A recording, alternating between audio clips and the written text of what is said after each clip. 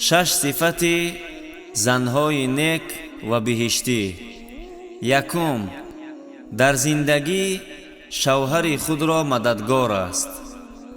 دوم، همیشه پابند نماز است. سیوم، همیشه آبرو و عزت خود را حفاظت می کند.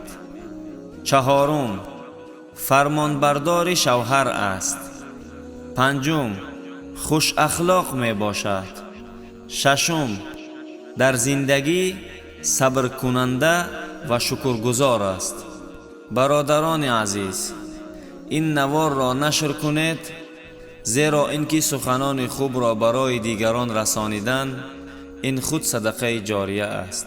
و السلام علیکم و رحمت الله و برکاته.